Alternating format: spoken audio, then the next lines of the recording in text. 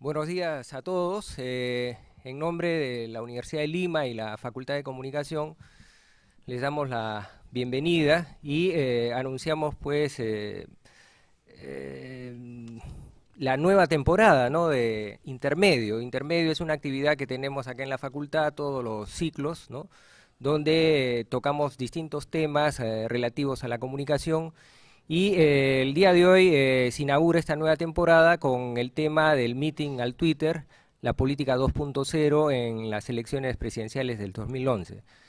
Para esta actividad hemos invitado a distinguidos panelistas como Marcos Cifuentes, Alfonso Baella, Julio César Mateos y Fabián Bayas, que nos acompañarán esta mañana, ¿no?, un poco exponiendo al respecto, ¿no? En cuanto al tema propiamente dicho, y antes de presentar a Marcos y todos los demás panelistas, la idea es debatir, ¿no?, cómo están siendo utilizadas las tecnologías en las elecciones presidenciales del 2011. Nos interesa sobre todo el tema de las redes sociales, el uso del blog, de los twitters, del Facebook, etcétera, etcétera, para ver si efectivamente en un país como el nuestro esto funciona o no, ¿no? O cómo ha sido utilizado esto, si los políticos actuales entienden o no del asunto. Y de pasada reflexionar un poco sobre cómo, ¿no?, las redes sociales pueden ayudar o no a organizar mejor a las ciudadanías, ¿no?, cuando hay cuestiones políticas, ¿no?, como los colectivos de alguna manera, ¿no?, sin necesidad de pasar por los partidos, pueden organizarse, reorganizarse y proponer algunos tipos de acción, incluso terminar en planes de acciones ciudadanas, ¿no? Entonces, nos interesa el tema pues de las redes y cómo las redes están contribuyendo o no, ¿no?, al desarrollo de una democracia más dialogante. ¿Es eso posible o no? Entonces, eso es lo que va a ser un poco el tema de la mañana, ¿no? En cuanto a nuestros expositores, eh, para que conozcan un poco el currículum de ellos, tenemos el caso de Marco Cifuentes. Muchos de ustedes lo conocen, actualmente es columnista del periódico Perú 21 y también trabaja sobre temas de sociedad, ¿no? Sociedad de la información, es asesor digital del vicerrectorado de la Universidad Católica, ha sido fundador y editor general de una web que se llama agenciaperú.com, ¿no?, una agencia iniciada en el periodo de Fujimori anteriormente, pero que ha tenido ya toda una evolución, ¿no? Ha sido reportero también de televisión durante casi 10 años y ha colaborado con diversas publicaciones escritas en Latinoamérica. Actualmente es más conocido, ¿no?, por dos plataformas de reporterismo ciudadano muy interesantes que se llaman La Mula y el otro es el blog El Útero de Marita, que es lo más conocido de él. En el caso de Alfonso Baella Herrera, es especialista en herramientas de comunicación, basado sobre todo en tecnologías de información, marketing político, redes sociales, se ha dedicado a todo ese mundo. Y en cuanto a sus estudios, él viene de hacer posgrados en tecnología de la información y en administración de empresas. En el año 2001 ha creado una empresa que se llama Baella Consulting, que es una agencia de marketing interactivo muy interesante, las propuestas que él tiene desde esa plataforma laboral. Y además es director, guionista de documentales corporativos, escribe artículos en blogs, dicta conferencias sobre temas de estas especialidades que he nombrado, y es creador del Facebookómetro, ¿no?, que es una cosa muy curiosa, ¿no?, que deberían preguntarle de qué se trata, ¿no? Y también es creador de la ONG Vota por Ti. Últimamente, Alfonso ha sido responsable de la campaña de redes sociales de Pedro Pablo Kuczynski, ¿no? Él ha llevado prácticamente toda la campaña 2.0 de Kuczynski en el último proceso electoral y ya les contará él por dónde está apuntando ahora. Julio César Mateus, bueno, todos los conocen, él es profesor nuestro, es licenciado en comunicación de acá de la universidad, máster en Educación y Comunicación por la Universidad Autónoma de Barcelona, está diplomado en Periodismo Político y en Análisis Cultural por la Universidad Antonio Ruiz de Montoya, y es profesor acá hace ya varios años, ¿no? O ha sido, porque ya acabó la campaña, ha sido coordinador general de la campaña de 2 candidatos al Congreso de la República en las últimas elecciones por Fuerza Social, y estos eran candidatos, exalumnos nuestros, que él explicará la campaña y cómo se llevó a cabo esta. Y por último está el profesor Fabián Bayas de la universidad también, al cual todos lo conocen, ¿no? Él es profesor de curso de Comunicación Política, Comunicación Internacional, es autor de diversos artículos en esa especialidad, ¿no? Ha estudiado un posgrado en la Universidad de Nuevo México, en Albuquerque, Estados Unidos, ¿no? Y ahí ha obtenido una maestría, ¿no?, en Ciencias Políticas. Además, ha estudiado Sociología en la Católica y Comunicación Social en San Marcos, ¿no? Actualmente es comentarista de política internacional en muchos medios de comunicación y sobre todo especialista en política comparada, ¿no? Entonces, estos son nuestros panelistas, y para que tengan una idea más o menos cómo va a ser la dinámica, hemos diagramado un poco, ¿no?, la dinámica de la siguiente manera, ¿no? Van a haber 2 rondas. La primera ronda de intervenciones de cada panelista es de 10 minutos, en total 40 minutos. Después va a haber un panel de segunda ronda de 5 minutos cada uno, en la cual los expositores podrán hacer comentarios, podrán hacer preguntas si es que quieren, ¿no?, o ampliar lo expuesto en la primera parte. Y el tercer bloque es un bloque de preguntas, ¿no?, aproximadamente unos 20, 25 minutos, ¿no?, para el público que quiera preguntar a nuestros expositores, ¿no? Entonces, sin más preámbulo, para ganar el tiempo y poder conversar con todos, vamos a dar paso pues al conversatorio, ¿no? Empezaremos pues con el profesor Fabián Bayas, que está aquí a mi izquierda. Buenos días. Voy a comenzar, por favor, si me ponen el PowerPoint, el primer PowerPoint, introduciendo el tema en general, ¿no?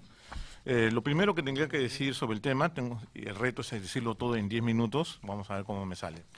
Lo primero, ¿no? Las campañas online no nacieron con Obama. Hay una etapa anterior a la campaña referencial en general, hecho en el año 2008, ¿no? Tengo un artículo en el cual yo trabajé hace unos 5 años acerca de lo que pasó en la campaña en el año 2006, ¿no? En este artículo, que salió publicado en la revista de la universidad, algunas conclusiones que obtuve de cómo se manejaron las campañas electorales en aquella época. Quiero explicar que era un momento muy particular porque comenzaban a ingresar las herramientas de web 2.0, la mayoría de ellas eran web 1.0, entonces se vivía justamente esta etapa de transición y la verdad es que se veía muy claramente que los partidos políticos colocaban páginas web. No era muy famoso todavía Facebook y algunos foros sociales adicionales, donde se distinguía que los flujos informativos eran sobre todo unidireccionales, ¿no? No se sentía el aporte de los cibernautas, no se distinguía por la conversación, el espacio público que las herramientas de la web 2.0 te permiten, ¿no? Cuando preguntaba a las personas que hacían estas páginas web en aquella época, me acuerdo que ni siquiera estaban en el partido político, o sea, no tenían débiles relaciones entre lo que era aquellos denominados técnicos, los que elaboraban la página web, con los políticos de turno. Eran casi concesionarios que no mantenían una relación estrecha en aquella campaña del 2006, ¿no? No era interactivo, la verdad que hicimos varios experimentos cuando escribí el artículo de pedir información adicional al partido y la verdad que nunca me contestaron. nunca hubo esa reciprocidad que debería existir en este tipo de tecnologías, ¿no? Luego se veía que si es que se recogía la opinión, la siguiente diapositiva por favor, si es que se recogía las opiniones de los cibernautas, era simplemente de tipo cosmético, referencial, no había mayor elaboración, eran casi testimonios nada más, ¿no?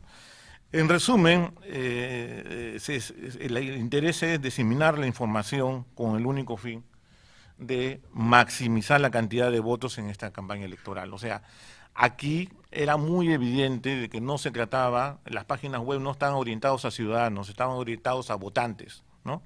Específicamente, yo necesito que tú votes por mí sin ningún titubeo, ¿no? Entonces no hay ese flujo multidireccional que debería existir exactamente, ¿no? Y es bastante sistemático que cuando acabó la campaña electoral, poco a poco fueron apagándose todas estas páginas web, estos foros, ¿no?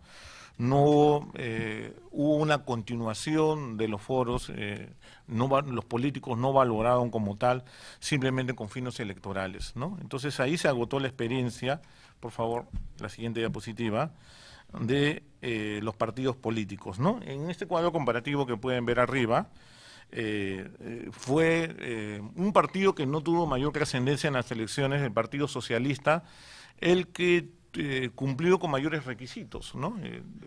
Creo que los partidos socialistas ponen mucho énfasis en lo que son estas tecnologías, ¿no? Y tiene que ver algo con ideología, tal vez. Fue el que cumplió más con estos requisitos y la mayoría de foros eran eran páginas donde te daban información totalmente unidireccional, ¿no? Sin ningún tipo de feedback. Bueno, esto ocurrió en la campaña de 2006 y la gran pregunta que nos podríamos hacer, por favor, cambio de diapositiva, es justamente si es que el predominio de las herramientas 2.0 en la actualidad, en las campañas, ha ayudado a mejorar en algo, ¿no? Si es que ha ayudado a mejorar la calidad de la democracia participativa, multidireccional, donde existan diversos actores, ¿no? ¿Qué tanto, la pregunta que esperemos que estoy seguro que va a responderse más tarde, con la participación, qué tanto el candidato se acercó a los militantes, simpatizantes, ¿no? ¿Qué tanto ha sido esto, no? ¿En qué casos particulares se puede decir que hubo un avance realmente de estas herramientas que significó un avance acerca de la democracia, de la calidad de la democracia en nuestro país, ¿no? La democracia participativa, todo lo que indica la política, lo que se llama política 2.0, ¿no? Bueno, esa es la pregunta que nos hacemos y, por favor, cambie de gráfico. Yo he lanzado ahí, la verdad que no está en fórmula de hipótesis, sino que algo de desarrollo, lo que yo creo lo que está pasando con las herramientas 2.0, ¿no? Cuando se habla de las herramientas 2.0 que no han funcionado, lo primero que he notado que recogen los académicos es algo que nosotros sabemos, ¿no? Acerca de lo que es el problema de la brecha digital. Que no podemos ser la campaña de Obama porque la campaña de Obama se hizo tal vez de más del 90% de personas que tenían internet y en nuestro país, según los datos del Instituto Nacional de Estadística, de hace un mes más aproximadamente, el 31.4% tiene internet en sus hogares, ¿no?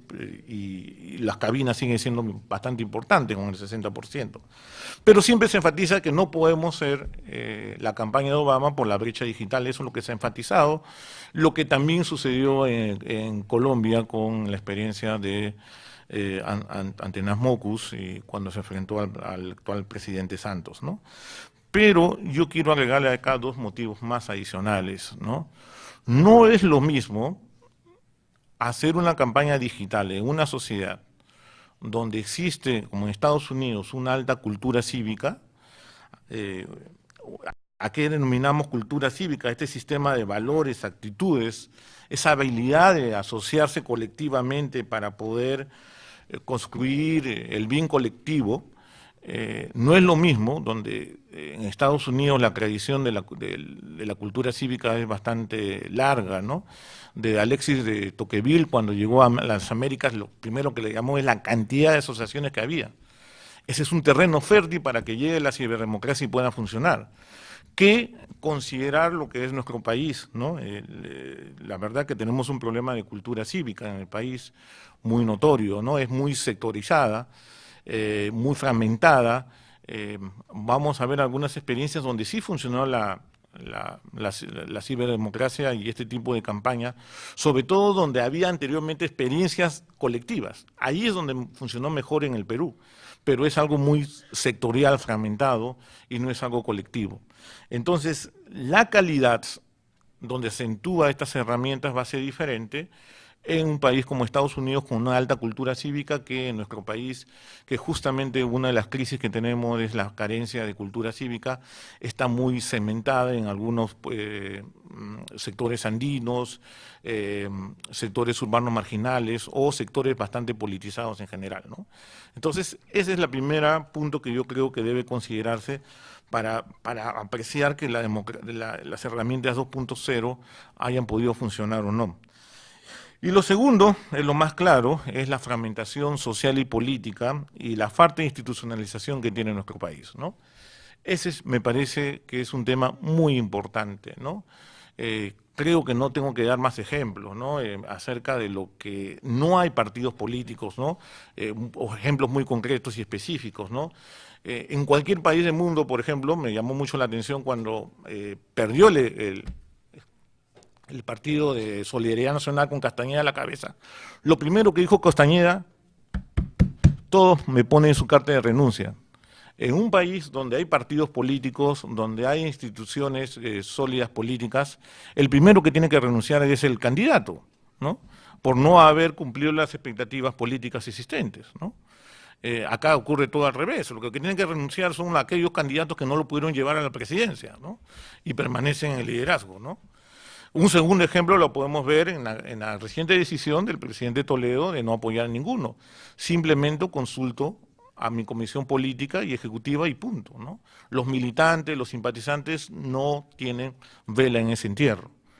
Y para que se vea más la crisis personalista que existe en la política peruana, ¿qué más se puede observar en la actualidad cuando los dos candidatos más votados tienen como símbolo la primera letra de su nombre o apellido, Keiko, K, Ollanta, O? Entonces la personalización de la política ya no puede estar más presente, ¿no? En general, ¿no?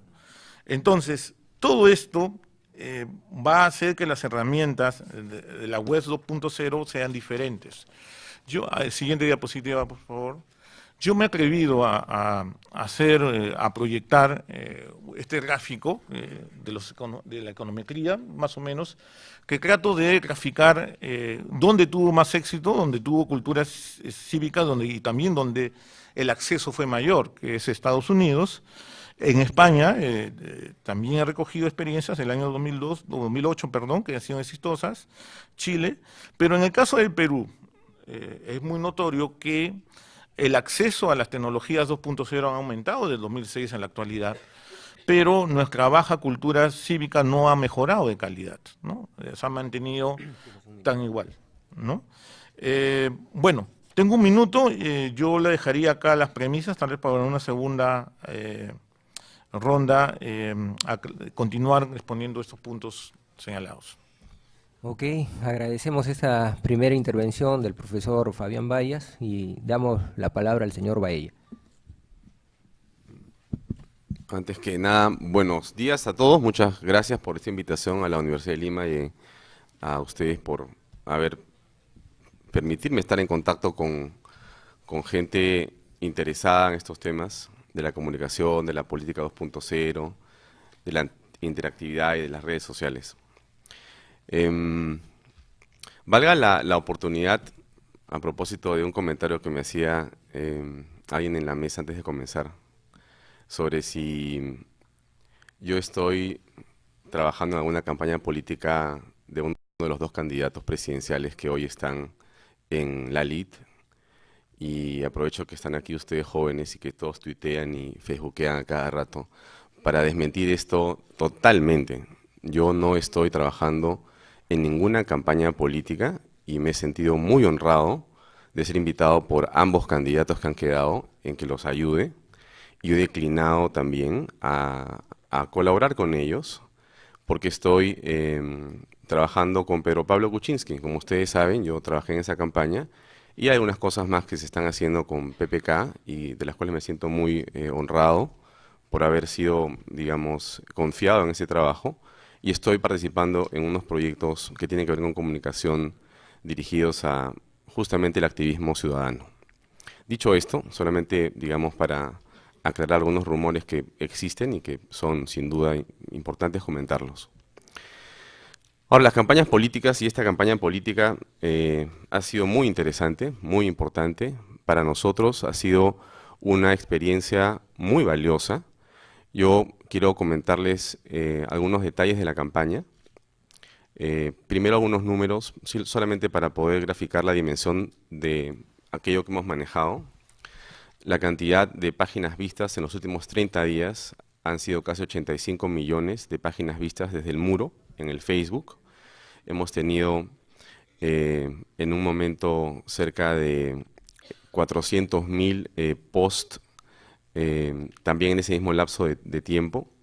Hemos tenido posts que tenían 50.000 vistas en un día o en algunas horas. El post más interesante no es el de la señora que coge a Pedro Pablo en el Callao, sino algunos otros que tenían algunas miles de posts, 4.000 o 5.000 o 6.000 posts en algunos minutos. Lo que quiero comentarles con esto es que existía una enorme cantidad de personas, somos como 250.000 conectados a esa página, en este momento usuarios de la página en redes sociales Facebook, pero había una enorme ebullición en las redes sociales durante la campaña. Quiero comentarles cómo llegamos a esa ebullición rápidamente, qué fue lo que planeamos, qué fue lo que hicimos y qué resultados tuvimos muy rápidamente. En primer lugar, decirles que al principio de la campaña nosotros teníamos muchas expectativas, teníamos casi ningún recurso y una enorme voluntad para poder conectar a los jóvenes y a los que pensaban como jóvenes en esta campaña presidencial. En esa línea, lo primero que hicimos fue dirigirnos a visualizar cuáles eran las fortalezas que teníamos, y por lo tanto decidimos y entendimos claramente que los contenidos que Pedro Pablo había generado en la forma de textos, fotos, videos, pensamientos y otros más eran elementos importantes para poder difundir y compartir. Nosotros queríamos desde el principio que una manera para poder ganar votos y adeptos era compartir los conocimientos, compartir la información, compartir y darle poder a los jóvenes. Y eso tratamos de hacer siempre. Empoderar al elector, empoderar a la persona que estaba detrás de la computadora para que ellos tomaran una decisión y una posición. La mejor manera de empoderar a alguien, como ustedes saben, es con información. El poder está en la información. Y en esa línea y en esa perspectiva entregamos mucho contenido al principio. Es decir, desde aproximadamente agosto del año pasado se comenzaron a dejar y a entregar muchos videos de Pedro Pablo, de muchas formas. Comentarios a Facebook, a comentarios en Facebook, videos hechos por nosotros mismos, documentales pequeños sobre temas puntuales. El propio libro Perú ahora o nunca fue un elemento clave de difusión que no solamente se puso en las redes, en la web y en muchos otros lugares, sino que se entregó personalmente en más de 150.000 ejemplares. Quiere decir que lo que nosotros buscamos al principio era empoderar. Nuestra forma de ver el empoderamiento era entregar información a los actores, que son no los candidatos, sino el mismo pueblo, los mismos ciudadanos que están en sus computadoras mirando y leyendo. Creíamos y creemos que hicimos una excelente difusión de estos contenidos, lo que nos permitió que las personas tomaran una posición. No queríamos que votaran por PPK, no era ese el punto al principio.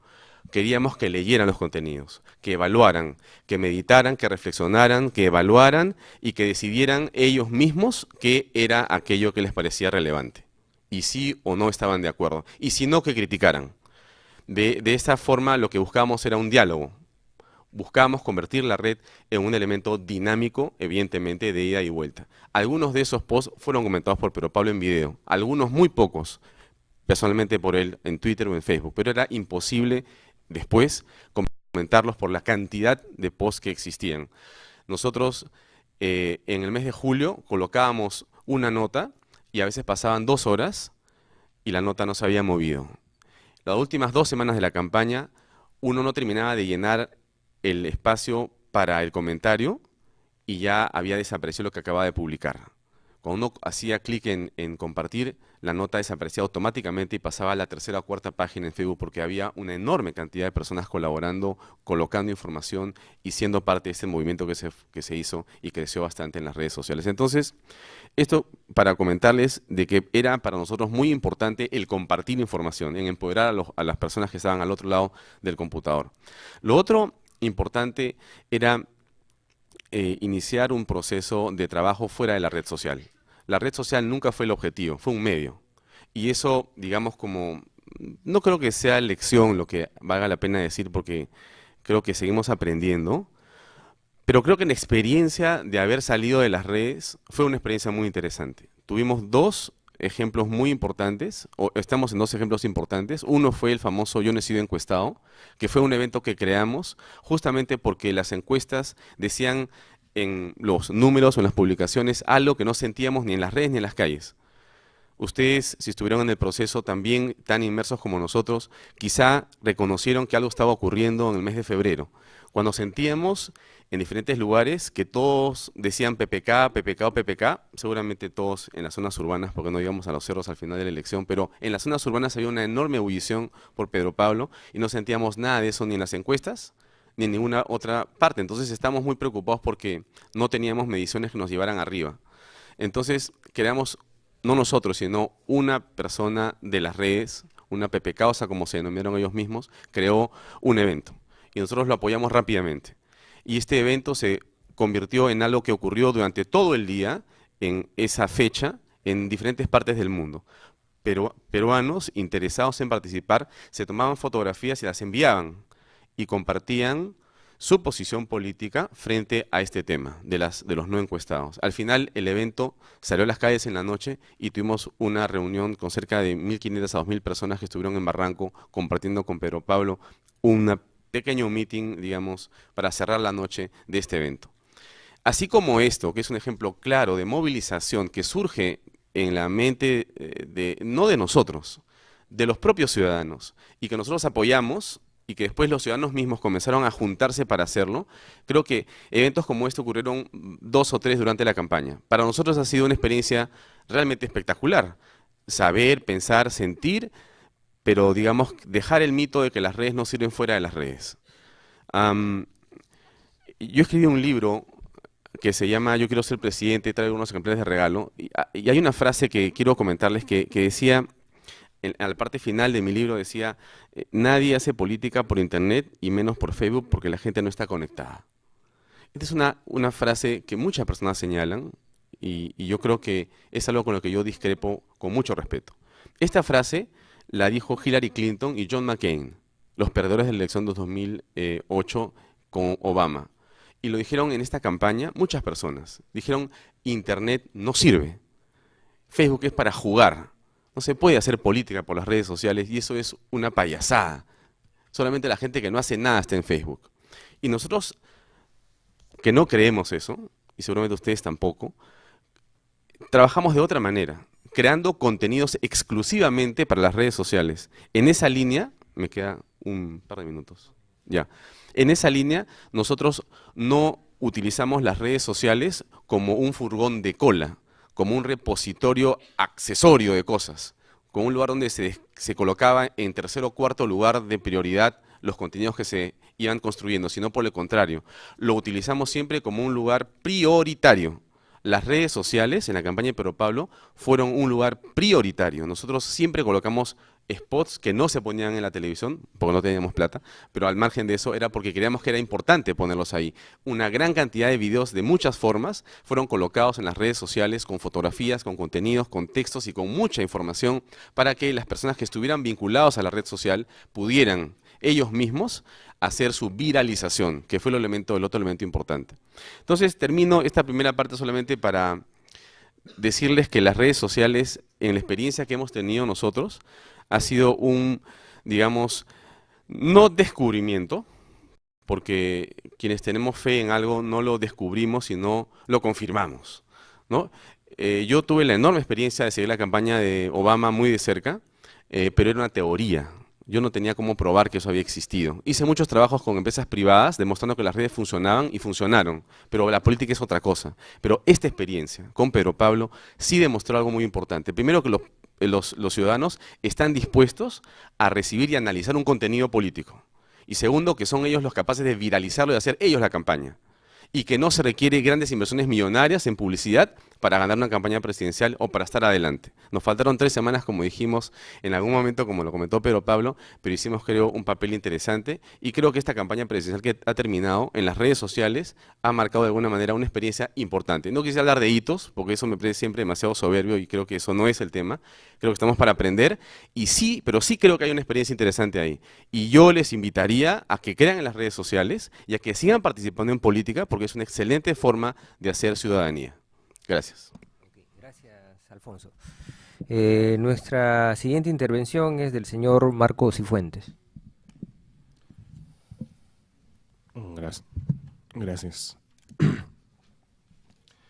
Yo quería, en realidad, empezar felicitando a Alfonso, que hablamos algún par de veces durante la campaña, porque estaba bien interesado en el fenómeno PPK, porque creo que nos cayó a la boca a todos. Yo era uno de los escépticos, no tan escéptico como otros, pero sí, tenía cierto grado de escepticismo sobre el impacto de la campaña, el impacto de Internet en una campaña política. Habían otros que, por supuesto, decían, y yo tenía algunos reparos, unos matices, ¿no? Habían otros que me acuerdo mucho, Aldo Mariate, y me lo encontré una vez y me dijo, Internet no sirve para nada, eso no sirve para nada.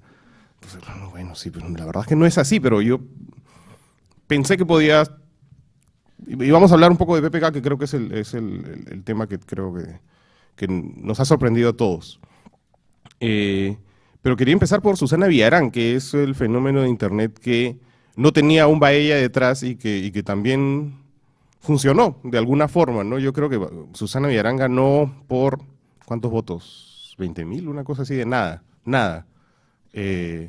Y me parece que si no perdió más votos en esa última semana, que fue pésima para ella, creo que se debió buena parte que tenía una especie de voto duro de Internet que era bien interesante. Un montón de gente que era fan de Susana Villarán y que aguantó hasta el final y se informaba, ¿no? Cada vez que habían estas campañas en contra de la tía Regia, venían la anti-contracampaña diciendo, no, la tía Regia es chévere, no pasa nada.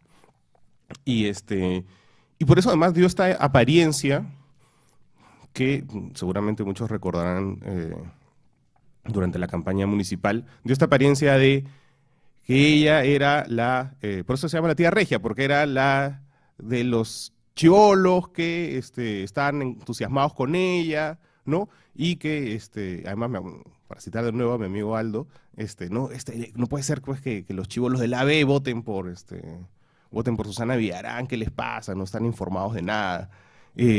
Y que además era como un fenómeno, pues, ¿no? Digamos, una juventud que además, por ejemplo, le interesaban cosas como o le atraían cosas como que Susana Villarán estaba a favor de la despenalización de la marihuana, ¿no? Entonces, por eso era la tía Regia. Y daba esta apariencia, que efectivamente luego, si ustedes ven las últimas encuestas, la encuesta final, por ejemplo, de apoyo de las municipales, era en verdad una apariencia. El voto de Susana Villarán no fue un voto AB y ni siquiera fue un voto joven.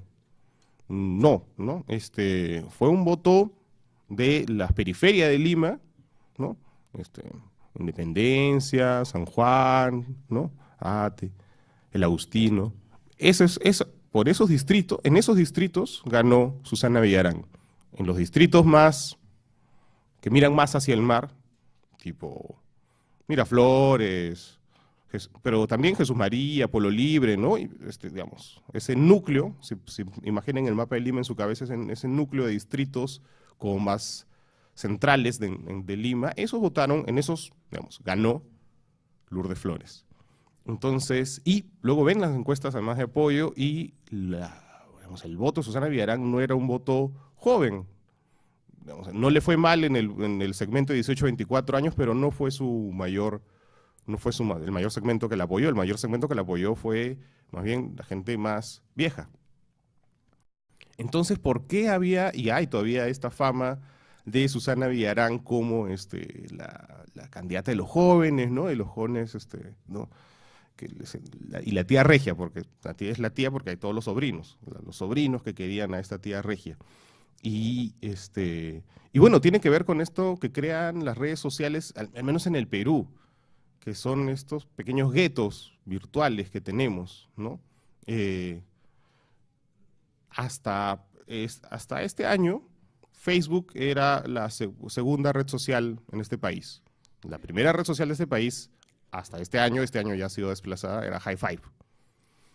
Y Hi5 es, o era, ya no lo es, porque ha sido desplazada, yo tengo un par de teorías sobre eso, pero creo que no es el tema. Pero Hi5 hasta este año era la red social más popular, y más popular me refiero a los sectores populares, y me refiero además al interior del país. Tú salías de Lima y nadie tenía Facebook, todos tenían Hi5 y te decían, no, ya agrégame el Hi5. Hasta este año. Este año empezó a cambiar las cosas. Entonces, Facebook, y hay una encuesta de la Universidad Católica, que es verdad que es de julio del año pasado, falta la de este año para comparar la tendencia, pero la encuesta de la Universidad Católica de julio del año pasado te decía que Facebook era un fenómeno limeño AB, ¿no? Y bueno, claro, era limeño AB, y en esa época, en la época de que se hizo la encuesta de la Universidad Católica, habían 2 millones de personas en Facebook. Ahora hay 5 peruanos, no sé si, me parece que hay 5 peruanos en Facebook, 5 millones de peruanos en Facebook. Entonces, pero eso tiene que ver porque ha habido esta migración del Hi5 a Facebook de los sectores populares. ¿Y a qué voy con esto? Y con esto de las apariencias. Que así como había esta apariencia de que Susana Villarán era la tía regia por la que votaban la chibolada AB, que había sido atraída por un discurso como más liberal, que era una apariencia total que tenía que ver con lo que los directores de los medios veían en sus Facebook o en el Facebook de sus hijos, ¿no? Los directores de los medios son todos AB y tienen Facebook, o sus hijos tienen Facebook. Y por ahí creen, y por ahí socializan. Facebook es el espacio de socialización para casi todos nosotros. Es un espacio de socialización. Entonces, si tú ves que la tendencia mayoritaria, la corriente de opinión en Facebook es de una forma, tú tiendes a creer que así es el mundo, cuando no es así, ¿no? Así todo el mundo está opinando eso. Bueno, no es todo el mundo, no es tu gente, son tus amigos. Entonces, esta apariencia de que la tía regia había ganado por los jóvenes no era realmente cierta, pero creo que se volvió una especie de profecía autocumplida en el momento en que empezó a ajustarse la diferencia entre ellas dos, y al final un voto duro, si quieren verlo así, por miles de personas, que no es nada electoralmente, no es, ¿cuánto fue? No fue ni el 1%, ¿verdad? Ni el 1% de los electores limeños que determinaron el triunfo de Susana Villarán. Entonces, y así como ella fue una apariencia, creo que PPK también tuvo una apariencia, fue una apariencia. Digamos, todos creíamos que PPK pues iba a ganar. Y PPK al final terminó, como bien ha recordado ahorita Alfonso, ¿no? Digamos, llegaron a cierto sector, ¿no? Creo que no les alcanzó el tiempo para hacer un trabajo más popular, si quieren verlo así. Al final, PPK terminó más cerca de Toledo que de Keiko, ¿no? Keiko terminó en 23, y PPK en 18 y Toledo en 15, ¿no? Entonces, PPK terminó a 3 puntos de Toledo y a 5 de Keiko, ¿no? Entonces, claro, ahora, el mérito de PPK es que sacó un 10% de votos de Internet. Y que eso sí es histórico, y sí, ahí sí Alfonso no quiere decirlo, pero yo sí lo voy a decir, es un hito. O sea, hay un 10% de votantes que de alguna forma se generaron en Internet. No necesariamente ese 10% tenía Internet. De repente conocían a alguien que tenía Internet y ese alguien los convenció de votar por PPK. Porque además la campaña de PPK tenía a los PPKosas le decían, saquen el celular y en el micro o en el metropolitano hagan como que están hablando con un amigo y díganle que PPK es lo máximo. Ya, digamos, tenían esa estrategia. Y me pareció una estrategia muy interesante porque creo que desde el inicio se dieron cuenta que Internet no era todo. Que Internet que era como su base, pero no era todo. Y lo que ellos necesitaban era salir de Internet, y por eso este flash mob que se hizo en Barranco y todas esas actividades, tratando de salir de Internet y de que dejaran de ser un poco el presidente de Facebook, como le dijeron a PPK. Y Y lo intentaron bastante bien, creo yo, y yo insisto, ese salir del 5% y terminar en 15% es, digamos, ¿en cuántas semanas? ¿3 semanas? ¿4 semanas? Es inaudito, se me acaba el tiempo. Pero yo quiero insistir en algo que dijo acá el profesor Bayas, que eso tiene que ver con los límites del medio. Es decir, las redes sociales tienen un límite, y si tú quieres hacer política necesitas hacer algo más. Para mí fue muy interesante porque lo entrevisté a PPK en vivo para La Mula, y fue en el Mercado Central. Y la entrevista en el Mercado Central se hizo porque la gente que organizó esa entrevista, que le habló a los comerciantes del mercado, le dijo, oye, van a haber unas cámaras, ¿no? Tranquilícense, no fastidien. Todos ellos eran militantes del PPC. O sea, la organización política detrás, las bases, eran el PPC. El Mercado Central es un emporio del PPC porque fue construido más en la época de Bedoya y tal. Entonces, sí es importante la organización, tener partidos, salir de Internet, y eso fue también, digamos, parte de lo que a PPK le sirvió para trascender un poco Internet.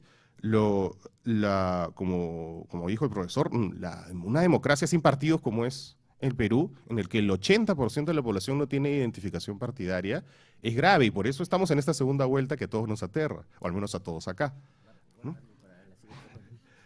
Guardo para la siguiente ronda. Hay que ser un poco estricto con el tiempo porque si no se nos va de la mano el asunto. Bueno, agradecemos a Marcos por esta intervención y vamos a dar paso al profesor Julio César Mateos. Bueno, muchas gracias. Es para mí súper especial esta reunión porque estoy en mi condición de profesor y a la vez de coordinador de una campaña que directa o indirectamente involucró a muchas personas que están aquí sentadas, como exalumnos, como colegas, como profesores y como amigos. En ese sentido, me gusta que la sala esté llena. No sé si eso se deba a los métodos coercitivos de Fabián para canjearlo por puntos o a las ganas que tienen las personas que están aquí de hablar de política. Y yo creo que lo lamentable de todo esto es que esas ganas usualmente se activan cada 5 años. Se activan 48 horas antes de los procesos electorales, y allí es donde está el problema. Entonces yo quiero hablar un poco de la experiencia de la que participo, que se llama coherencia, que es lo que me permite estar finalmente aquí y haber participado de la campaña pasada. ¿Cómo llegamos aquí? En el año 2004, cuando yo era estudiante universitario, luego de que habíamos creado Recrea, que felizmente continúa hasta hoy, y habíamos intentado que sea una suerte de movimiento político en la universidad, y luego de haber fracasado en ese intento, felizmente, teníamos las ganas de hacer algo, ¿no? Como todos. Cada vez que los viernes o los sábados con una chela conversamos sobre el país, siempre decimos hay que hacer algo, ¿no? La única diferencia es que nosotros plasmamos ese hay que hacer algo en una organización, y con una organización que desde hace 6 años funciona y que no tiene o no tenía muy claro cuando se fundó cuál iba a ser su destino. Era lo que los cientistas políticos llaman un grassroots movement, un movimiento de raíz que surge o insurge por una demanda específica, que en ese caso era el hartazgo y las ganas de hacer algo, pero que no tenía un norte claro ni una estructura definida. Entonces los primeros años de creación de Coherencia fueron precisamente dedicados en largas y muy aburridas sesiones a generar estatutos y estructuras, porque entendíamos y entendemos, y cada vez con más vehemencia, que lo que tenemos que generar no son movidas, porque las movidas son efímeras y suceden con las coyunturas pero luego se apagan, sino movimientos, y los movimientos son aquellos que tienen estructura que trasciende. Entonces, estas aburridas sesiones de definir un estatuto o un reglamento nos permitieron seguir hasta hoy con mucha vida y habernos revitalizado después de la última experiencia. Coherencia a lo largo de su historia ha hecho cosas muy diversas que tienen que ver sobre todo con la participación, elaboración en proyectos de incidencia y de vigilancia ciudadana y de generación de conocimientos. En un momento pensamos que Coherencia podría ser una ONG y nos protegimos de no serlo, y luego nos anquilosamos en la idea del think tank, del espacio de pensamiento político, de generación del conocimiento. Fue allí, a propósito, donde conocimos a Alfonso, cuando coincidimos en una reunión en la Universidad de San Marcos, en una conferencia. Y el interés de ambos, de Coherencia y de Alfonso, coincidente, era utilizar las redes sociales e Internet en general para generar un ejercicio de cualificación de la ciudadanía. Giovanni Sartori, a quien la mayoría de los que estamos en esta sala hemos leído, cuando hablaba de la calidad de la democracia, no se refería solamente a las estructuras y a las formas de los partidos, sino sobre todo a la condición de ciudadano que tiene que ser activado. Por eso partía esta presentación diciendo que me preocupa que esa activación se active, valga la redundancia, solamente cada 5 años o en procesos específicos. Hay que trabajar para que eso no suceda. ¿Cómo utilizar la política 2.0 o cómo repensar la política en términos de la ciudadanía? Eso tiene que ver con ejercicios o proyectos de accountability o de vigilancia ciudadana. Quizá el proyecto más exitoso de Coherencia al inicio de su historia fue generar uno que se llamó Lupa 180. El presidente García, cuando fue candidato y cuando prometió el cambio responsable, señaló una serie de puntos, que creo que eran 31 o 32 puntos urgentes, resumidos en un plan de acción inmediato. Él dijo, en los 180 primeros días de gobierno voy a cumplir con esto. Algo así como lo que está sucediendo ahora en los planes de gobierno, que de pronto todos nos hemos vuelto súper interesados en lo que dicen los planes de gobierno, y si revisáramos la historia de los planes de gobierno de los últimos 50 presidentes, probablemente muy poco de eso se hubiera cumplido. Alguien de Coherencia dijo, ¿por qué no damos seguimiento a ese plan de acción inmediato? Entonces generamos en un blog gratuito un sistema de semáforos, una luz roja, una luz ámbar y una luz verde, que daban seguimiento, riguroso eso sí, a cada una de esas promesas. Entonces, si la promesa estaba en discusión, se ponía una luz ámbar, si es que se había logrado sacar una ley, una luz verde, y si es que no había nada al respecto, una luz roja. Fue interesante porque sacamos un informe, una nota de prensa que circulamos por allí. Muchos medios se habían olvidado de esta idea del plan de acción inmediato de los 180 días, entonces nos compraron no literal sino simbólicamente la idea, y la publicaron, se publicó en Caretas, en Perú 21, y al día siguiente salió el entonces primer ministro o presidente del Consejo de Ministros, Jorge del Castillo, a decir que un grupo de muchachos irresponsables habían sacado cifras. Era curioso porque nosotros, el costo de ese proyecto fue 2 o 3 soles de algún pasaje. Lo hicimos con un blog gratuito, ¿no? Entonces, ¿cómo con un blog gratuito uno puede activar ciudadanía sin hacer política partidaria? Esa era una primera apuesta de nosotros. Y así como eso, podría comentar otros proyectos en esa línea. Sin embargo, lo interesante es cómo llegamos a participar de una elección para el Congreso. Ahí sí hay un hito en nuestra historia. A inicio del año 2010, en enero, hubo una jornada de planificación estratégica de los próximos 15 años y definimos que Coherencia tenía que ser un espacio de incidencia, de formación, de reflexión, pero también de representación. Los espacios de representación son los que conocemos como partidos o movimientos políticos. La gran pregunta era allí cuándo, cómo, dónde, quién, porque ninguno de los allí presentes había tenido experiencia previa en la formación de un partido. Entonces dijimos, si es que hacia el año 2020, que es la meta o la visión de Coherencia que construimos en ese entonces, queremos ser un espacio de representación, tenemos que antes practicar de alguna manera. ¿Y qué mejor manera de practicar, aprender, que formando parte de una campaña real?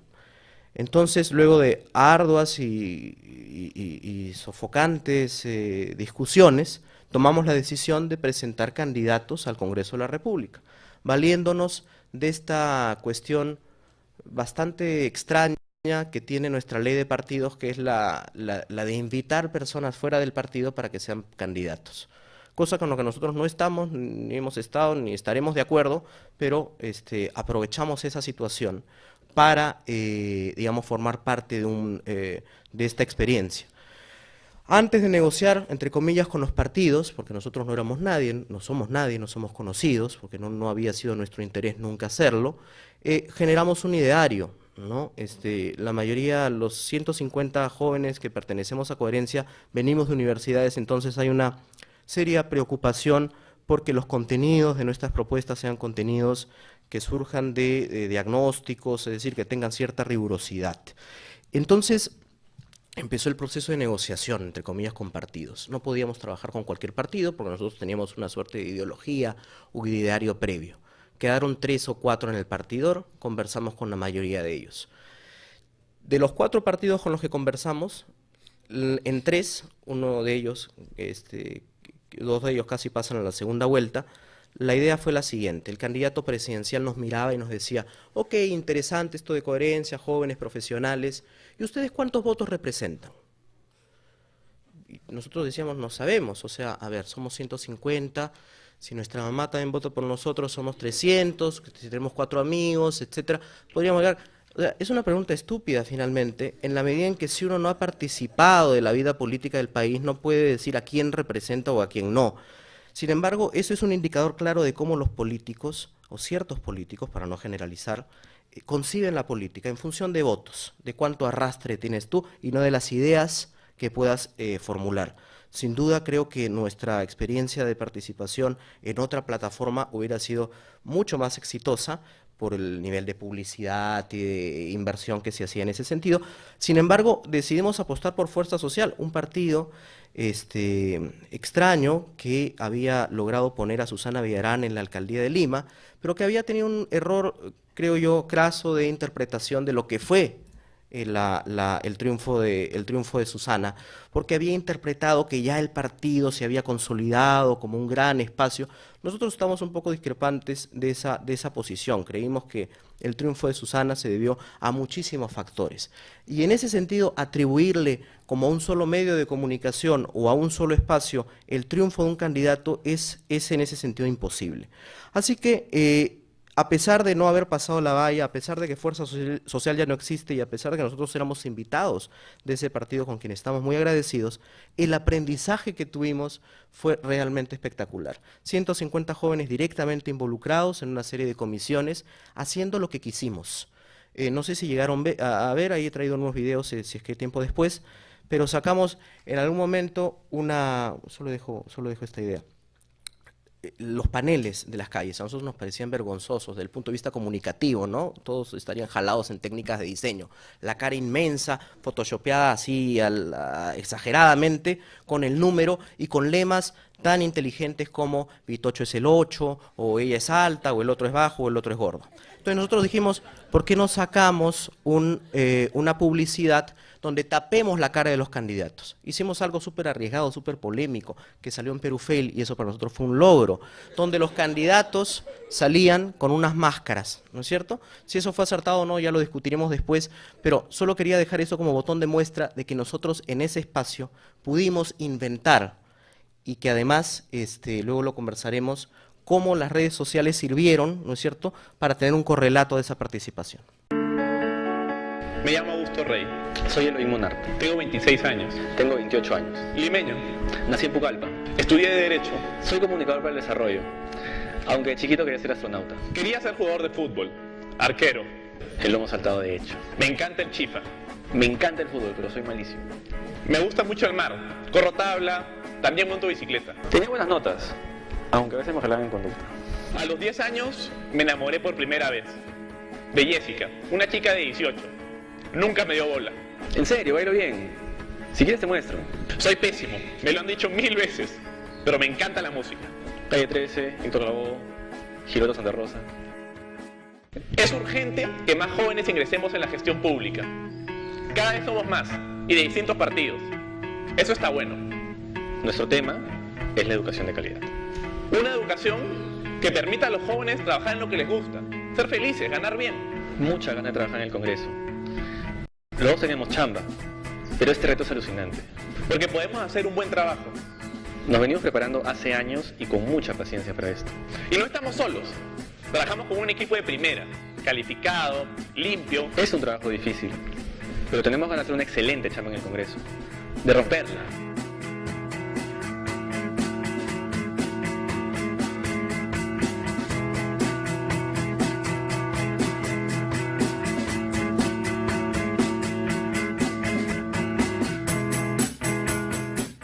Ya saben que baila pésimo. Ya saben que le gusta la salsa. Ya saben de nuestras buenas intenciones y que lo nuestro es la educación de calidad. Pero para que voten por nosotros, tienen que conocer nuestras propuestas. Ahí van 3 ejemplos. Primero, la educación no debe ser un lujo. De cada 10 jóvenes peruanos, solo 3 tienen educación superior. Proponemos créditos educativos para los talentos. Un examen voluntario que identifique a los jóvenes talentosos entre quienes tienen menores recursos. Ellos accederán a préstamos del sector privado para poder estudiar y cuando trabajen devolverán ese dinero. No estamos inventando nada, esto ya funciona en otros lugares. Segundo, la educación no debe ser una estafa. Solo 2 universidades peruanas figuran entre las 1000 mejores del mundo. De cada 100 profesores universitarios, solo 5 tienen doctorado. Y Chile invierte 7 veces más que nosotros en ciencia y tecnología. Proponemos hacer que funcione el Sistema Nacional de Acreditación para que nuestras universidades e institutos tengan una calidad internacional. Incrementar el presupuesto para ciencia y tecnología hasta llegar al 0.6% del PBI. Y que la plata que venga del canon minero sirva para investigar, capacitar y no solo en infraestructura. Tercero, la educación no debe ser inútil. ¿Sabías que si 3 amigos van a estudiar en un instituto, solamente uno de ellos trabajará en lo que estudió y los otros 2? Proponemos educación para emprendedores, una formación que permita a los jóvenes crear sus propios negocios, basados en experiencias exitosas como Junior Achievement, Emprende Ahora o Acción Esperanza en Huaycán. Proponemos también información para decidir, observatorios laborales que den información sobre ingresos, puestos de trabajo y datos importantes que ayuden a elegir qué carrera queremos estudiar. Son muchas cosas. Tenemos que reformar la ley universitaria. Que no se abran más universidades hasta que se acrediten las que ya existen. La agenda por una educación de calidad es bien compleja y no hay recetas mágicas. Trabajemos juntos. Visítanos en tenemosganas.pe y sigamos este debate.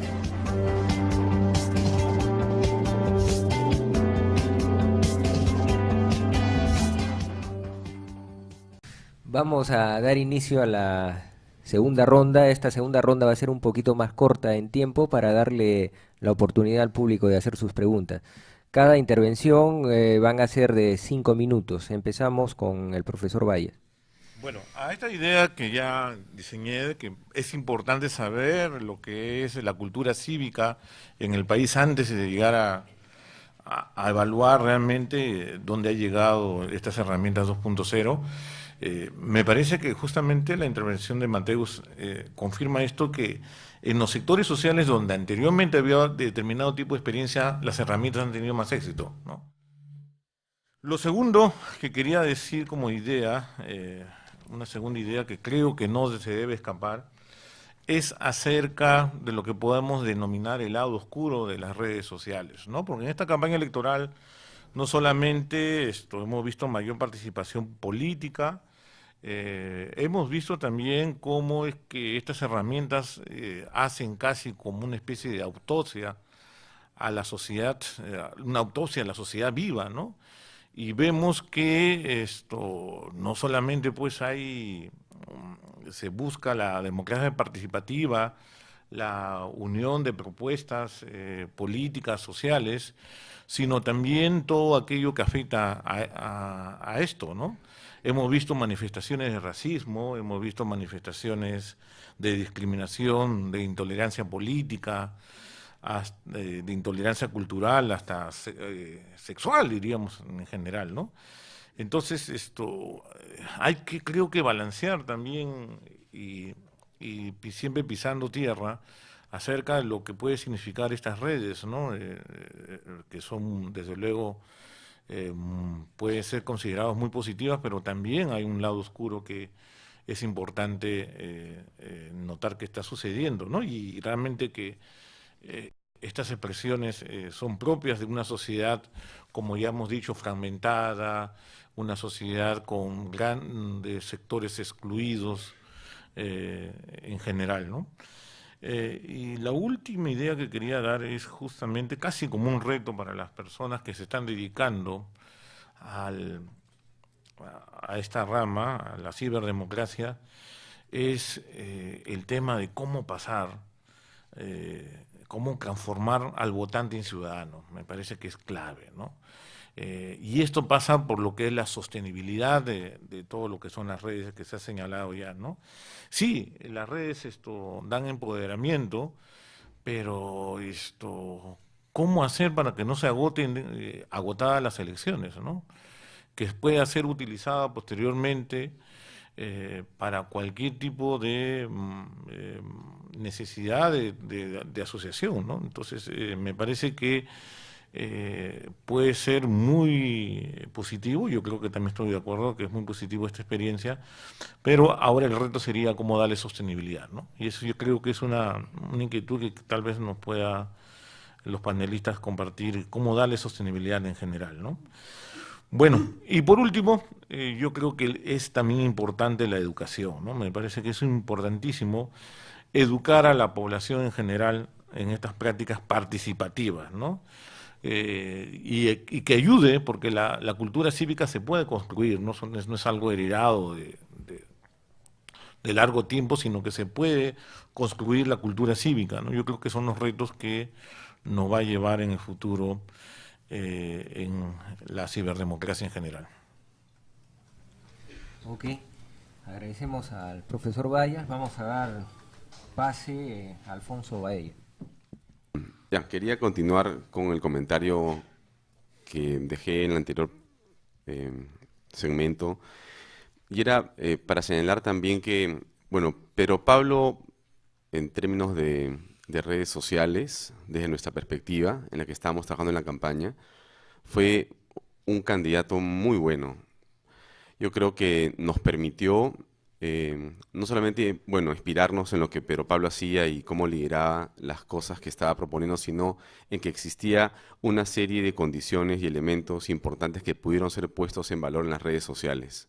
Me refiero, por ejemplo, a los currículums de Pedro Pablo, a las propuestas de Pedro Pablo y a la forma en que él, con ingenio y con gracia y con humor, pudo desarrollar en la campaña.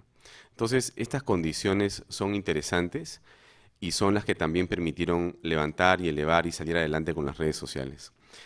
El hecho importante de no perder el efecto y la visión de que teníamos que salir de las redes para hacer política es algo que dominó la campaña siempre. Nosotros nos sentíamos, digamos, fuertes en las redes sociales, pero entendimos claramente que si no salíamos no íbamos a poder lograr nada, y por eso por eso aceptamos y nos pareció espectacular la creación de los PP Causas, ¿no? Como un grupo de suerte de militantes, pero eran en realidad entusiastas y simpatizantes. Y se creó esta PPK manía, el PP Camión, el PP Carro, las PP Casas y muchas cosas que fueron apareciendo. Y bueno, por cierto, el PP Cuy, que ustedes seguramente han visto y de repente algunos han comprado. Y toda esta enorme cantidad de despliegue de marketing y branding en torno al PPK y las expresiones PPKísticas que se fueron creando durante la campaña. Y entonces esto ayudó, sin duda ayudó, pero había una esencia detrás. Lo que quiero decir entonces es que no se puede decir, dame la receta para ver cómo se lo aplico a otro candidato. No se trata de eso. Yo soy muy respetuoso de todos los candidatos presidenciales y todas las personas que quieren hacer en las redes sociales experiencias, pero hay que tener en cuenta cuáles son las condiciones necesarias. Hay que mirar con seriedad las condiciones que son importantes, no solamente para construir una imagen en las redes sociales, sino para poder difundirla y para quienes están al otro lado la acepten y la puedan a su vez viralizar. Lo otro que quería comentar era el hecho de que efectivamente Internet para muchos es un lugar. Y ahí hay una discrepancia en la que nosotros compartimos con algunas personas. Decían, Internet solo llega a un grupo pequeño de peruanos. Internet es un pequeño gueto. Y nosotros decíamos que no era exactamente la forma como había que ver las redes sociales del Internet. Creemos que Internet es verdad, llega a un grupo reducido de personas, pero también es cierto que las personas que están conectadas a Internet y a las redes sociales son a veces personas referentes en sus familias. Entonces, si hay una persona conectada a una red social, esta persona sí puede viralizar, transmitir, difundir un contenido a su grupo fuera de las redes sociales, familiar o de amistad. Y esto entonces se multiplica. El carácter de multiplicación de la información y de la comunicación, más allá de la red social electrónica, termina siendo muy importante. Y en eso nosotros creímos siempre durante la campaña. Decíamos y pedíamos, hablen con sus amigos, difundan con sus compañeros de trabajo, ayúdennos a salir de las redes sociales. Y la gente que estuvo con nosotros en la campaña, los PPCausas y la gente que entró con entusiasmo, hizo esa labor. Sin ellos y sin estas directivas hubiera sido imposible. Creo que Marco ha exagerado, siempre es exagerado Marco, pero yo no creo que podamos hablar de una cantidad como 10% de Pedro Pablo. Yo creo que Pedro Pablo por sí solo y sin las redes tuvo una enorme cantidad de votos. Sería difícil determinar cuánto, pero 10% me parece, sin duda, Marco Cifuentiana la cifra. Así que, con el mejor ánimo, Marco creo que es un gran profesional además y lo estimo muchísimo.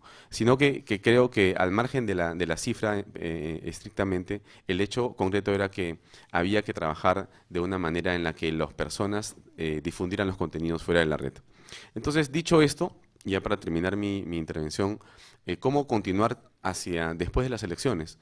En el caso de lo que Pedro Pablo ha propuesto ahora, y esto demora un minuto más, él consideró importante y considera importante mantener un activismo en las redes sociales y fuera de las redes sociales. Por eso propuso este famoso, importante, a estas alturas ya, movimiento que se llama Red Democrática, que ha pedido a las personas que están interesadas en inicialmente colaborar con los logotipos y con algunas otras frases y pensamientos. Se está trabajando en eso, se están haciendo algunas coordinaciones para poder determinar y estructurar este movimiento, que esperamos que no sea una movida, que esperamos que sea algo más estructural. No sabemos si será un partido político, pero Pablo no ha hablado de un partido político, ha hablado de un movimiento con gente interesada en ser vigilantes de la democracia, más allá de la elección presidencial, y eso es lo importante. Al margen de Ollanta o de Keiko Fujimori, lo que importa después del 5 de junio es qué va a ocurrir en el país. Entonces, y ahí hay un tema interesantísimo de las redes sociales, sí creo que van a cumplir un papel determinante para la democracia y para la Constitución. Gracias. Bien, se agradece, Alfonso. Vamos a darle la palabra a Marco Cifuentes. Quería insistir en esto de la democracia sin partidos y cómo eso limita, y con el recuadro que puso, esta estadística que puso el profesor Vallas, me parecía precisa, ¿no? Digamos, tú puedes tener una gran estrategia de Internet, pero si no tienes base, si no tienes organización, si no tienes gente identificada con partidos políticos, no vas a conseguir mucho, ¿no? Insisto, ¿no? El 80% de peruanos no se identifica con ningún partido político. Y esa cifra es altísima en cualquier país del mundo. Es una cifra altísima. Se necesitan partidos con los que, de alguna forma u otra, la gente se sienta representada. Y si eso no ocurre, vamos a tener más escenarios como el que estamos teniendo ahorita. Por eso no estoy de acuerdo cuando dice PPK, los partidos apestan. La verdad es que el problema de este país y parte del problema por el que estamos ahorita pasando es porque tenemos instalados en nuestra cabeza esto de que los partidos apestan. Los partidos, nos gusten o no, son necesarios. Y bueno, por ejemplo, en esa entrevista que tuve con él, el PPC fue clave, ¿no? El PPC hacía la organización, ojalá que su movimiento se transforme en un partido y se transforme en algo para representar una corriente que es verdad que no es la misma que la de Susana Villarán. Retomo el tema por las apariencias.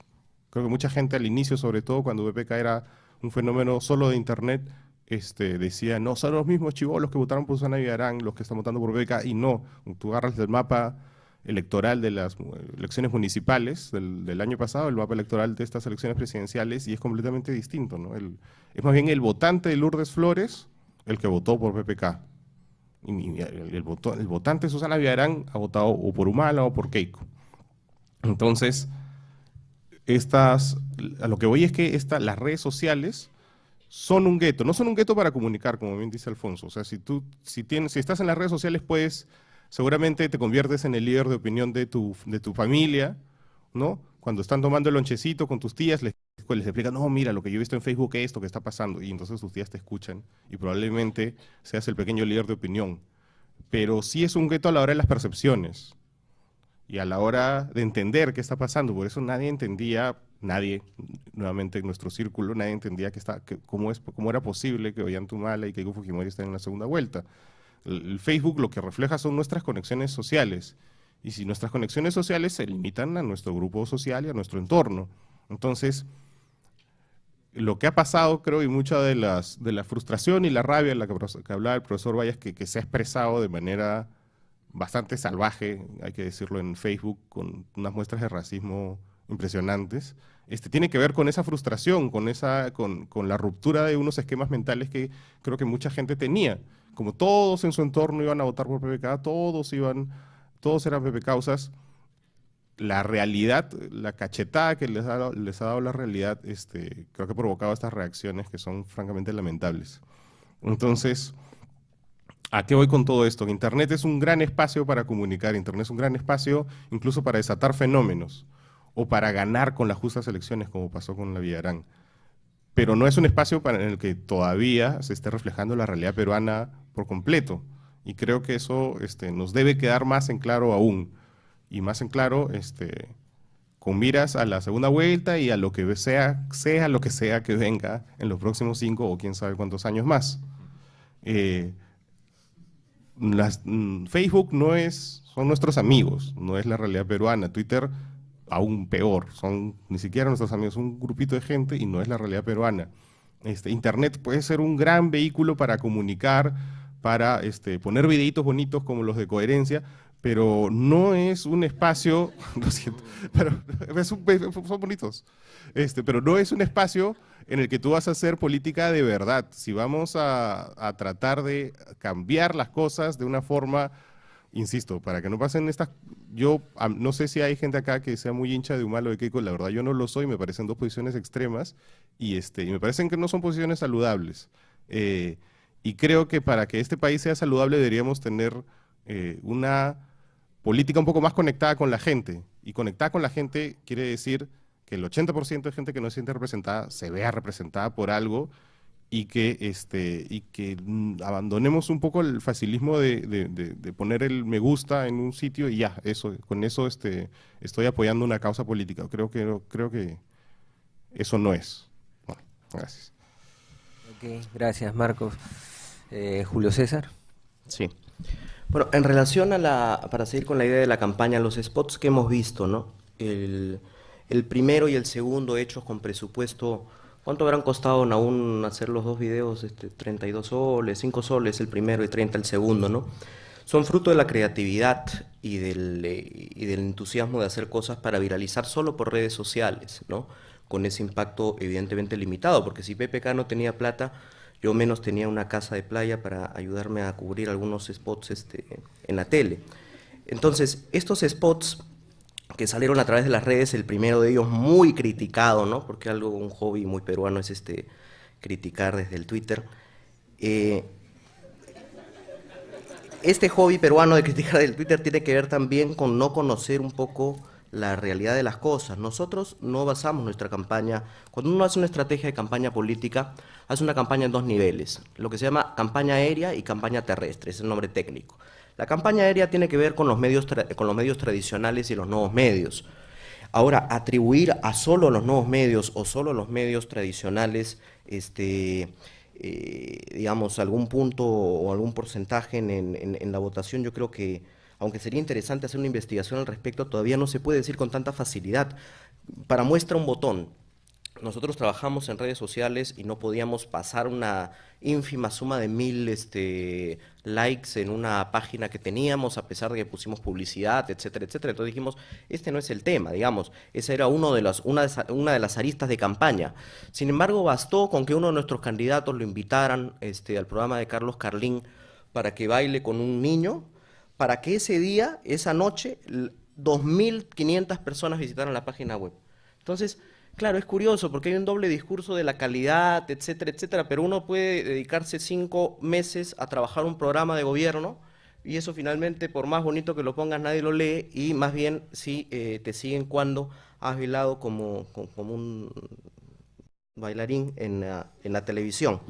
Entonces, esta estrategia combinada es importante tener en cuenta y hay que focalizar también, ¿no? Nosotros queríamos llegar a un público bastante focalizado, que era el público de los jóvenes universitarios. Por eso en nuestra campaña se llamó Tenemos Ganas, que tenía una suerte de ambigüedad sexual también, y que jugaba también con el rollo del emprendedurismo, de lo que caracteriza a los jóvenes, ¿no? Esta idea de los jóvenes de participar en voluntariados, de querer organizarse, etcétera, etcétera. Para terminar, un par de reflexiones sobre esto de la política 2.0 que hemos podido también confirmar en el campo real.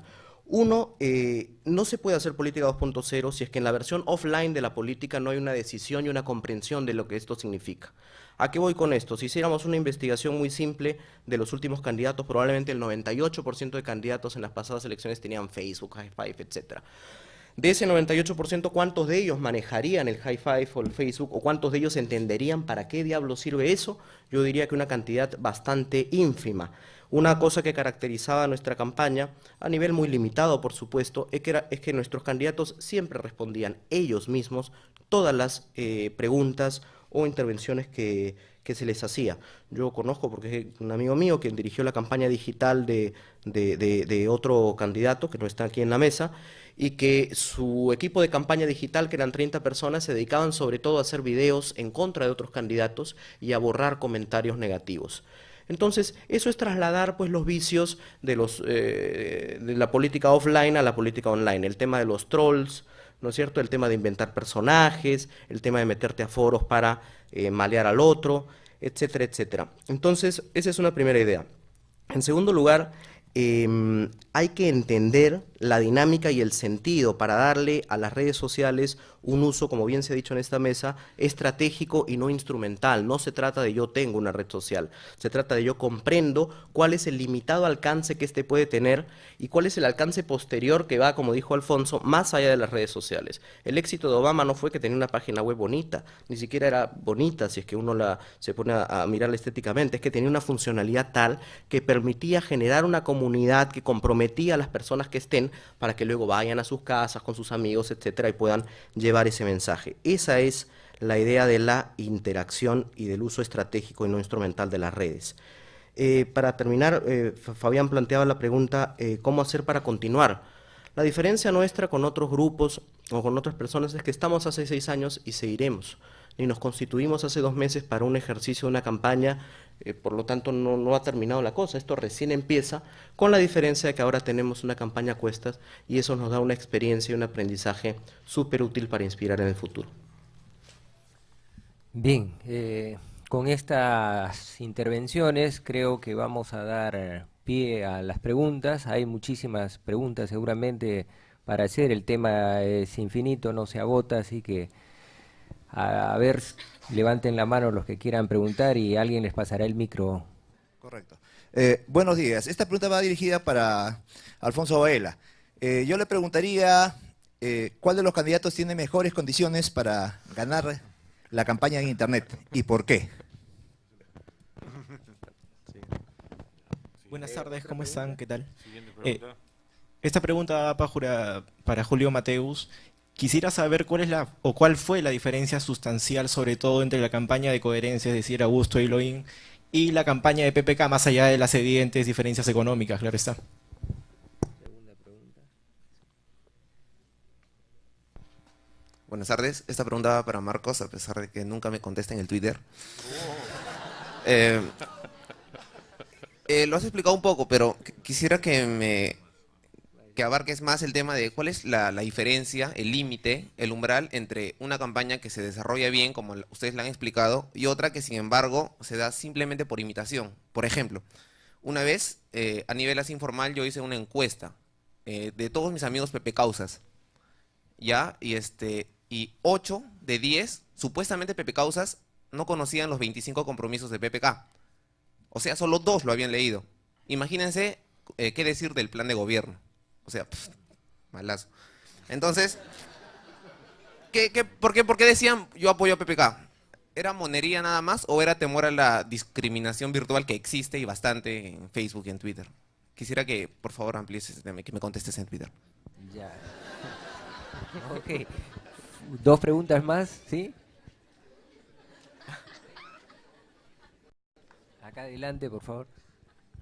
Gracias. Para Marcos Cifuentes, quisiera saber cuál es su percepción de los despidos mediante redes sociales, de los despidos arbitrarios de Pepe Jara y Patricia Montero de Canal N por no apoyar el retorno del fujimorismo, como ella misma lo ha declarado al diario El Mundo de España. Quisiera saber si cree que la opinión pública por esto sigue siendo precaria. Gracias. Y una última pregunta de esta primera ronda. Ya. Yo una vez leí en un post de Marco que PPK en realidad no era el candidato de los jóvenes, y viendo su análisis más o menos estuve de acuerdo, ¿no? Y quería decirle a Alfonso Baella que me parece entonces que el mensaje que debería viralizarse se viralizó mejor en el AB que digamos, en el sector C, porque ahí ganó Humala. Entonces, ¿cree usted que el mensaje, por más que sea bastante difundido, pudiera afectar digamos, el índice de posición política que tiene una persona en función de su nivel social o posición socioeconómica? Ok, vamos a empezar con las respuestas. Primero, Alfonso. O Marco. Yo solamente quiero pedir perdón por lo del Twitter.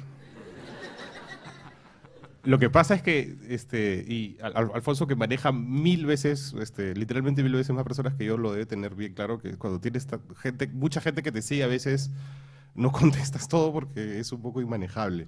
Pero, ¿cuál es tu usuario?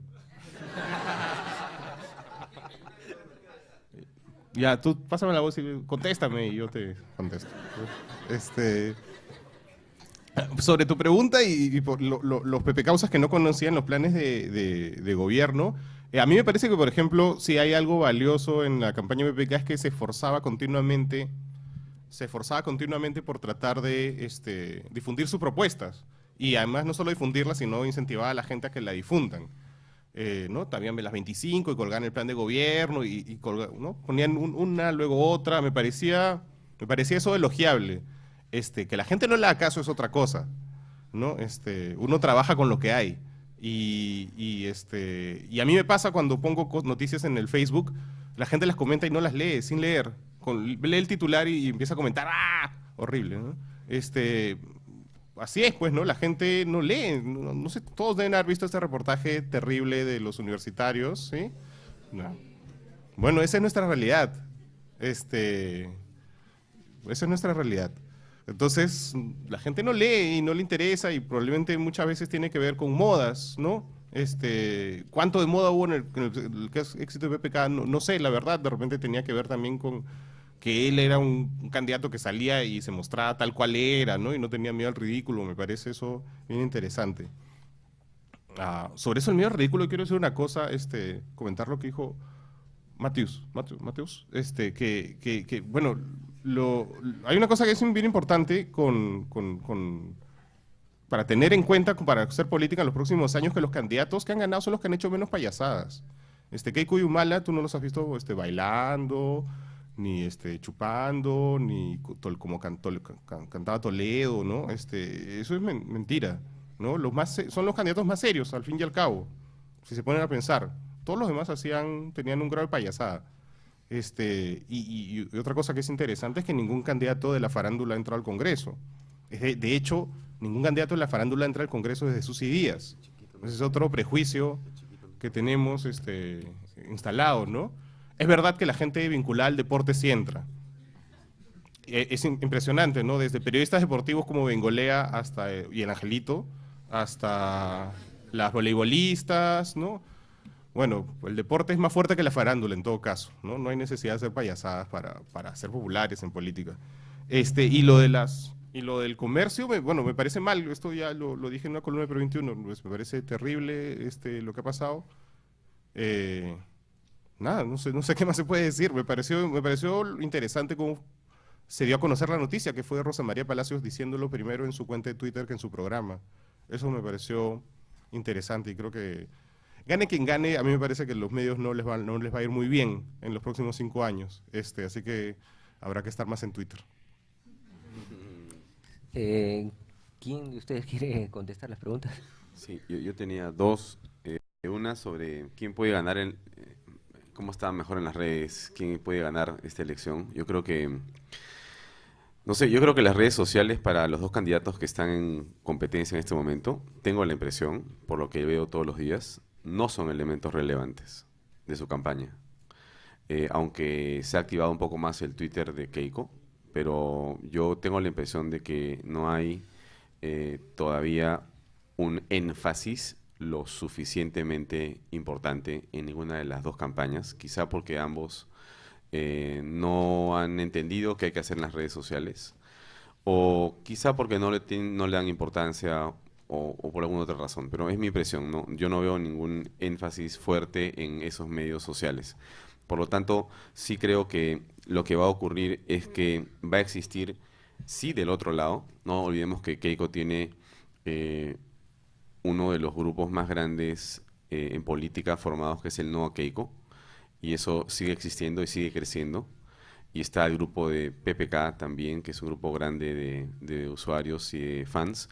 Yo creo que hay grupos que van a hacer, creo que, participación política en los próximos meses. Coincido con Marco en que los medios sociales y la prensa en general va a ser un escenario político o politizado muy grande en los próximos años en el Perú. Creo que las condiciones de esta elección, ya no importa si nos gusta o no nos gusta, este es el hecho, el pueblo votó de esta manera, pero eso indica que el nivel de politización creo que se va a incrementar. Ahora, con respecto a que efectivamente si llegamos al A y B y nos faltó el D y el E porque no están necesariamente en conectados, yo creo que definitivamente, ¿no? Es claro que nosotros no pudimos llegar a las cumbres de los cerros, como se puede decir metafóricamente. Nos quedamos en las partes bajas, donde hay internet. Y fue una pena, estábamos en pleno trabajo, pero nos faltaron 3 semanas, que quizá es una forma de decirlo, quizá no sea totalmente cierto lo que digo, o sea, no puedes atribuir al tiempo el factor para no haber ganado. Hay otros factores que están también en juego, pero en una lectura rápida, por lo menos de un grupo del equipo de campaña, creímos que con 3 semanas más quizá hubiéramos cambiado la historia, pero eso es tan difícil de predecir o de comentar como cualquier otra cosa. Entonces es un comentario más finalmente. Pero sí creo que sí, las redes sociales tienen por lo menos una clase social todavía, ¿no? Que es la que está con más acceso a la información, eso es cierto. Y creo que ese famoso Capaqueñán que está Telefónica construyendo en los Andes del Perú, yo tengo la sensación de que eso va a ser muy bueno para el país. Que cuando esa gente que está en las alturas de la sierra esté conectada a internet y según las redes sociales, quizá muchas cosas van a cambiar en el país, en política también. Y eso es interesante. Bueno, me pidieron que haga que exprese un comentario sobre la diferencia entre la campaña de Tenemos Ganas y la campaña de PPK. Es incomparable, pues, no solo por el tema de recursos, sino sobre todo por la focalización. La campaña de PPK era una campaña nacional de presidencia de la República, la nuestra era una cosa de candidatos al Congreso, y ahí hay un problema en la ley de partidos con este asunto del voto preferencial, que lleva a generar pugnas internas en las propias organizaciones para quitarse un candidato del mismo partido votos al otro y cada uno tenga un discurso particular. Más bien la campaña de PPK fue quizá la que en sentido orgánico tuvo la mejor presencia porque había unas pautas claras en relación a lo que había que hacer en ese sentido, ¿no? Otras diferencias sustanciales pueden tener que ver con la formación de grupos alternativos, no depender de una página oficial, como el emblemático caso de Obama, ¿no? Que no había una página oficial, sino que eran pequeños grupos, como por ejemplo jubilados con Obama, republicanos con Obama, etcétera, etcétera. Es decir, segmentar bastante a través de las redes es algo que también resulta, porque da pie a que muchos grupos espontáneos, ¿no es cierto?, se generen. El problema es que en nuestro país la mayoría de grupos espontáneos que se generan son grupos antis, no a tal, no al otro, y eso también es un problema para nuestra democracia, ¿no? Yo coincido con la lectura de Marco, en el sentido de que también la generación de modas ayuda mucho. Sucedió con Susana, sucedió con PPK también. Esto no es ni bueno ni malo, no es un juicio moral. Más bien hay una labor para nosotros como comunicólogos, como especialistas en la comunicación, para investigar cómo es que se forman las modas en política y cuáles son los detalles de ese fenómeno, ¿no? Porque, claro, la parte política y la parte ideológica queda siempre relevada a un segundo plano, y el voto es siempre un voto racional, irracional, irracional, racional, que son dos caras de la misma moneda, ¿no? Y para terminar, el tema de las payasadas, evidentemente no nos sentimos aludidos, porque cuando sacábamos este tema de las máscaras, lo que estábamos diciendo es, la gente no es estúpida, la gente no vota por caras, la gente vota por propuestas, y nosotros invitamos a que la gente vea nuestras propuestas, que finalmente nadie leyó y que habíamos trabajado con mucha rigurosidad 5 meses antes. Entonces, payasadas son quien basa su campaña en el solo baile, ¿no es cierto?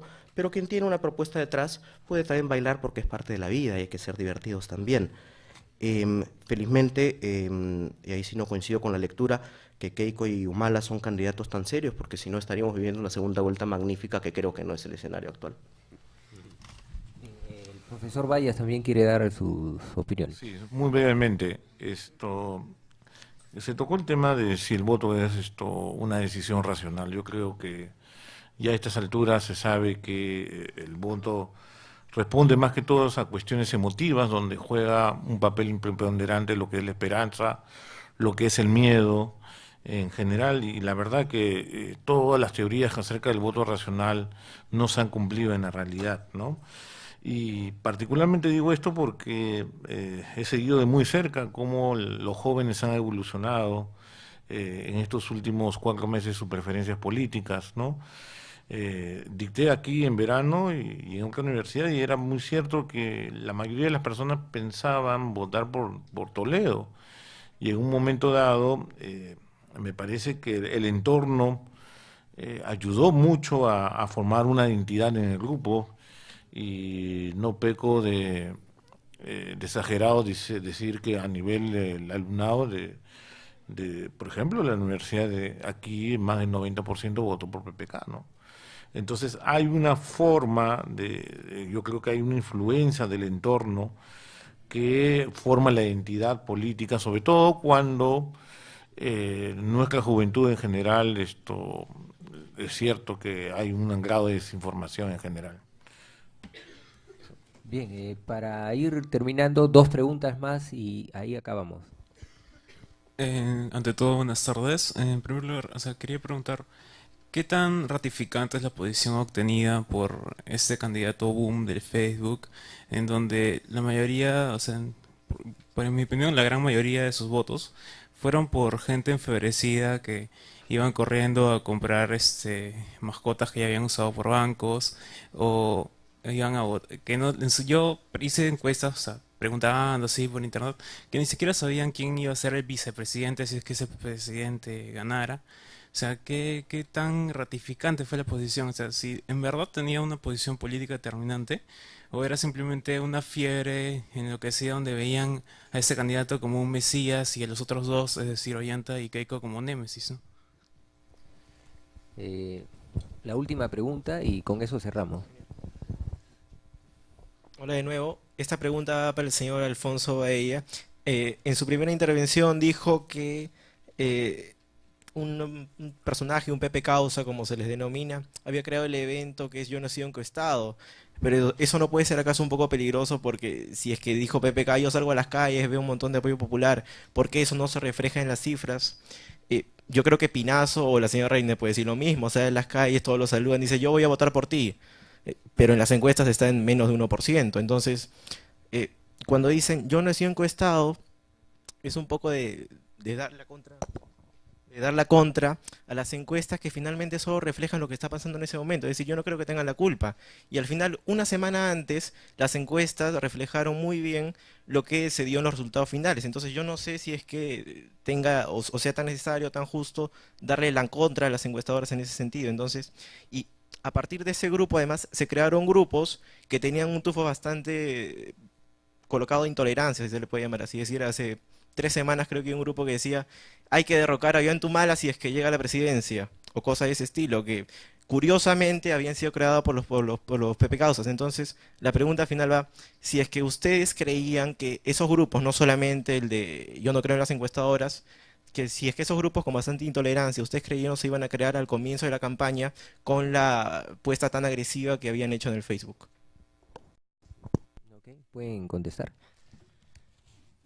A ver, yo creo que el tema y el evento Yo no he sido encuestado, que fue el que creó esta persona que nosotros apoyamos, fue un evento muy auténtico, muy interesante, muy entusiasta, que vale la pena apoyar. Evidentemente no íbamos a prever que lo que ha ocurrido en este momento podía ocurrir.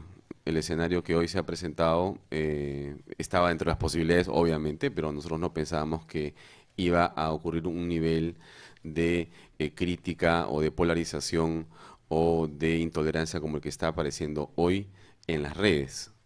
Pero yo quiero hacerte una reflexión, ¿no? Lo que ocurre en las redes no ocurre en las redes solamente, ¿no? Ocurre aquí, ocurre en la calle, ocurre en las casas, ocurre en todas partes. Entonces, no tampoco nuevamente le echemos la culpa a las redes sociales como que son el lugar donde, Dios mío, ¿no? Se han desatado las pasiones más bajas. Las pasiones están en el ser humano. Cómo se expresan, cómo tú las visualizas en las redes sociales, eso es un tema, ¿no? Pero que están ahí, están presentes. De ninguna manera nadie en el equipo de PPK, ni mucho menos, puede estar de acuerdo con ellas, ¿no? Pero Pablo ha hecho varios videos en las últimas 2 semanas hablando sobre la importancia de ser tolerantes, de ser respetuosos, de la importancia que la democracia sea lo que todos respiremos y peleemos por ello. Entonces, yo creo que cualquier otra percepción de que las cosas deben ser como a mí me da la gana y si no, no funcionan, no es así. Yo creo que hay que aprender a ser demócratas y eso significa aceptar y aprender a respetar las ideas de los demás. Y eso aunque no nos guste, pero creo que la única forma que el país tiene de salir adelante, más ahora en esta perspectiva, es si aprendemos a respetarnos, no a compartir las ideas necesariamente, pero respetarlas, no insultarnos. Uno entra al Twitter realmente y a veces se asusta la cantidad de cosas que a uno le dicen solamente porque se le ve una foto de repente. Yo me acuerdo que fui a dar una charla invitado por acá el amigo fujimorista en el mes de diciembre y me llovieron como 400 insultos de todo tipo, porque fui a dar una charla de mi libro, y no tenía nada de malo, o sea, ni tiene nada de malo. Y eso tenemos que aprender a tolerarlo, tenemos que ser respetuosos de las posiciones de las personas. Ese es mi comentario. Bueno, entonces con esto cerramos el día de hoy y un aplauso pues para nuestros invitados.